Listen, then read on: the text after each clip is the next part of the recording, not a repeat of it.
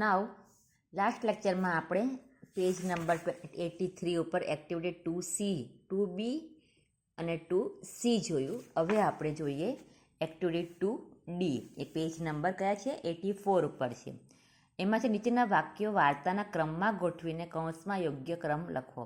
આ સેન્ટેન્સ આપ્યા છે બધા, એ સ્ટોરીના જ સેન્ટેન્સ છે, પણ આ સેન્ટેન્સ પહેલાં કયું સેન્ટેન્સ આવે અને પછી કયું સેન્ટેન્સ આવે તમારે સર્ચ આઉટ કરવાનું, અને પછી તેમાં તમારે આવી રીતના નંબર્સ લખવાના, અને પછી નંબર વાઇઝ તમારે 5 સેન્ટેન્સ ફરીથી અહીંયા લખવાના છે. ઓકે, તો અહીંયા છે, તો એમાં ફર્સ્ટ સેન્ટેન્સ કઈ આવશે? The mouse found a piece of cloth. The mouse found a piece of cloth એ ફર્સ્ટ સેન્ટેન્સ છે.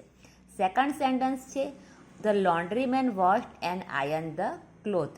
The laundryman wash and iron the cloth. Second sentence. Third one, the tailor stitch the cap. The tailor stitch the cap. Fourth one, the needle woman decorated the cap with the golden lace and rose. આ fourth one છે. Then fifth one, the captain of the cricket team did not exchange his cap. આવી રીતના તમારે numbers લખવાના છે 4, 1, 3, 5 અને 2. અને આ સેન્ટેન્સ ફર્સ્ટ નંબરનો અહીંયા, સેકન્ડ નંબરનો અહીંયા, થર્ડ, ફોર્થ અને ફિફ્થ, એવી રીતના ફરીથી તમારે આ સેન્ટેન્સ તમારી ટેક્સ્ટ બુકમાં લખવાના છે. ઓકે, દેન નેક્સ્ટ એક્ટિવિટી 2E. એક્ટિવિટી 2Eમાં નીચેના વાક્યો સાંભળો. વાક્યો સામેના પ્રશ્નો માટે યસ આઈ કેન અથવા યસ આઈ કાન્ટ જવાબ લખો. એમાં શું આવે તો તમારે સર્ચ આઉટ કરવાનું છે. ફર્સ્ટ વન છે the laundryman can wash and iron the clothes. Can you?